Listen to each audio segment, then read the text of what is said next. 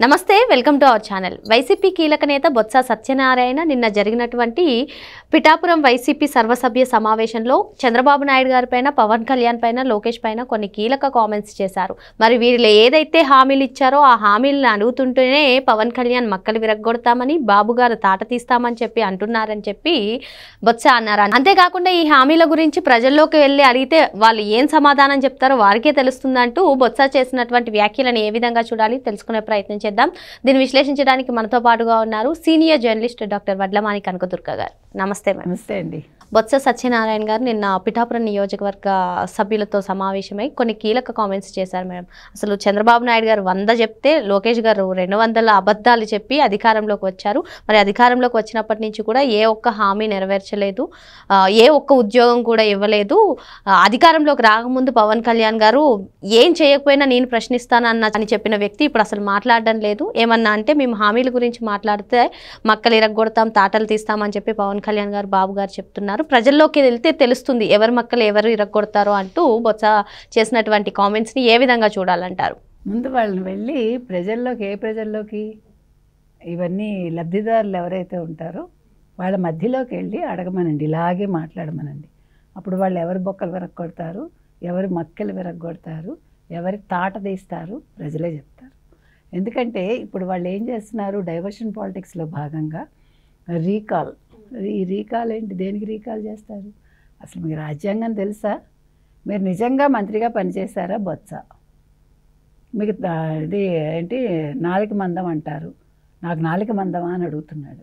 మీకు నాలుక మందం ఉందా, ఏ మందం ఉందో అది మీ నియోజకవర్గ ప్రజలను అడుగు, మాకు అనవసరం అది.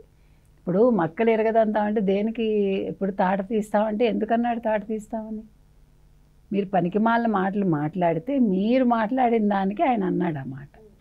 ఈయన కూడా అంతే కదా. చంద్రబాబు నాయుడు గారు దేనికి మాట్లాడారండి? ఊరికే మాట్లాడారా? మీరు ఏం మాట్లాడారు? జగన్మోహన్ రెడ్డి ఏం మాట్లాడాడు? మిగతా వాళ్ళందరూ ఏం మాట్లాడారు? మీరు మాట్లాడిన మాటలకు సమాధానంగా మాట్లాడారు తప్ప ఇప్పుడు సూపర్ 6 అన్నీ అమలైపోయాయి కదా. ఇంక ఓన్లీ ఉచిత బస్సు ఒక్కటే ఉంది, పెన్షన్లు ఇస్తున్నారు, అన్నీ ఇచ్చారు, ఏమి ఇవ్వలేదు. ఇచ్చాక కూడా మీరు ఎగురుతున్నారంటే మీకు వాస్తవాలు తెలుసున్నా కూడా భయపడి అక్కడ జరిగిన దాన్ని జరగనట్టు చూపించడానికి ఒక్కొక్కడు తాపత్రయపడుతున్నాడు. జగన్మోహన్ రెడ్డికి పవర్ కోసం ఎన్ని రకాల పిచ్చి పనులైనా చేస్తాడు, ఎన్ని అబద్ధాలైనా చెప్తాడు. చంద్రబాబు నాయుడు గారు అబద్ధం చెప్తే ప్రజలు ఎందుకు ఓటేస్తారు? ఈ పాటికి అడగరా? ప్రజలు ఈ పాటికి తిరగబడాలి కదా. ఒకవేళ ఏడాది దాటిపోయింది, 13 నెలలు. ఇప్పుడు ప్రజలు ఏమనాలి ఈ పాటికి? ఏంటి చంద్రబాబు నాయుడు గారు మాకు హామీలు ఇవ్వలేదని అడగాలిగా, మాకు ఉద్యోగాలు కల్పిస్తామన్నారు కల్పించలేదని అడగాలిగా, పరిశ్రమలు వస్తాయన్నారు రాలేదని చెప్పాలిగా. నీ కళ్ళ ముందు కనిపిస్తున్నాయి కదా బొత్స. మీ అందరికీ కళ్ళజోళ్ళు పంపించాలి, స్పెషల్ కళ్ళజోళ్ళు పంపించాలేమో. ఆ రోజాకి, బొత్స గారికి, ఇంకెవరెవరు, అంబటి రాంబాబు గారికి, మహామహులందరూ ఉన్నారు కదా.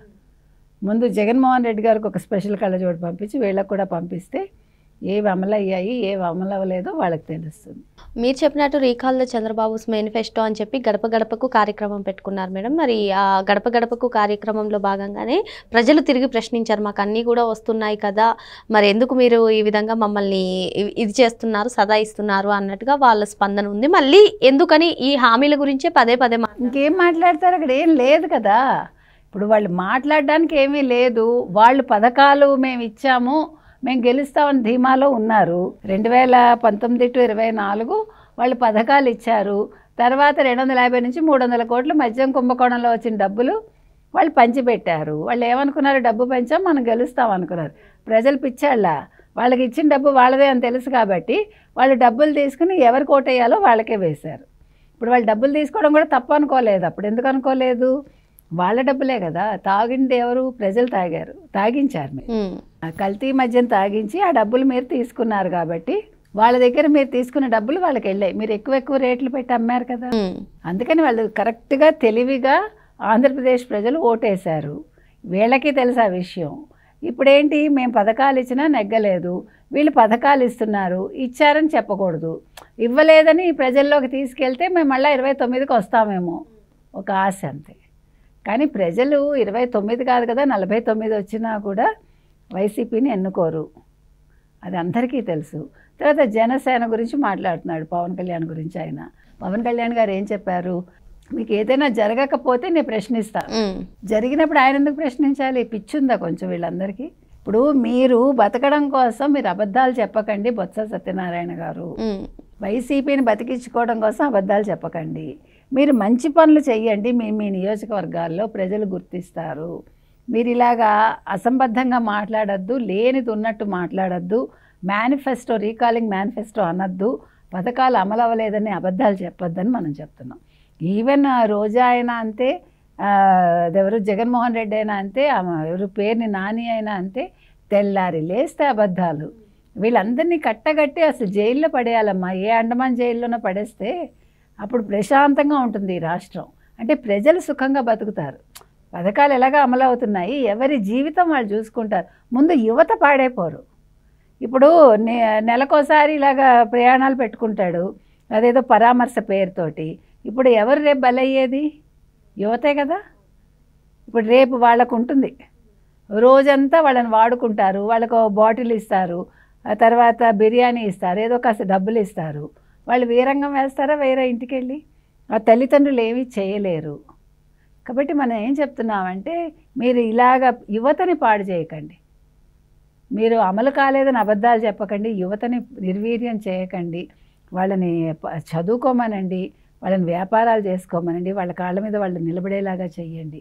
అంతేగాని వాళ్ళ భవిష్యత్తుని ఇలాగా కాలరాయకండి అని మనం చెప్తున్నాం. బొత్స సత్యనారాయణ గారు ఈ కామెంట్స్ అన్ని కూడా పిఠాపురం నియోజకవర్గంలోనే మాట్లాడారు మేడం. ఎందుకని పిఠాపురంలోనే ఇటువంటి సమావేశాలు ఏర్పరుస్తున్నారు? అదే పవన్ కళ్యాణ్ కోసం పెట్టాడు ఆయన. అంటే పవన్ కళ్యాణ్ లేరని తెలుసుకుని పెట్టుంటాడు ఆయన. ఉండగా పెట్టుంటే పవన్ జన సైనికులు ఊరుకుంటారా? అందుకని అంటే నేను అనేది ఏంటంటే, మీరు ఎక్కడైనా పెట్టుకోండి, తప్పులేదు, కానీ నిజాలు మాట్లాడాలి కదా. ఇప్పుడు లేనిది ఉన్నట్టు ఉన్నది లేనట్టు భ్రమింపచేద్దామంటే ఎట్లాగా? ప్రజలకు ఎవరికి అంత తీరుబడి లేదు పనికిమాలిన విషయాలు వినటానికి. ఆంధ్రప్రదేశ్ ప్రజలు ఎవరి పనులలో వాళ్ళు ఉన్నారు, ఎవరికి రావాల్సినవి వాళ్ళకు వస్తున్నాయి. మీరు మత రాజకీయాలు, కుల రాజకీయాలు, లేకపోతే వర్గ రాజకీయాలు చేద్దాం అనుకుంటే కుదరదమ్మా.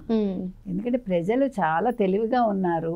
వాళ్ళు 164 సీట్లు సాలిడ్గా ఇచ్చాక రీకాల్ చంద్రబాబు నాయుడు ప్రభుత్వం, లేకపోతే రీకాల్ మేనిఫెస్టో అంటే మీరు నియోజకవర్గాల్లోకి వెళ్ళి మాటలు చెప్పండి, ప్రజలు మీకు బడిత పూజ చేస్తారు ఆఖరికి.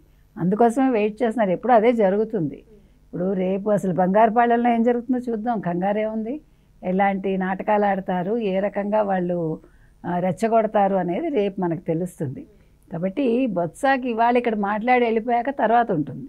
కూటమి ప్రభుత్వం అధికారంలో ఆంధ్రప్రదేశ్ అభివృద్ధి సంక్షేమంతో ముందుకెళ్తుందని చెప్పి వైసీపీ రాష్ట్రంలో కనుమరుగైపోతుంది, అందుకనే బొత్స లేదంటే వైసీపీ కీలక నేతలందరూ కూడా ఈ విధంగా విమర్శలు చేస్తున్నారని చెప్పి మేడం చెప్తున్నారు. మరో అంశంతో మళ్ళీ కలుద్దాం. Thank you madam.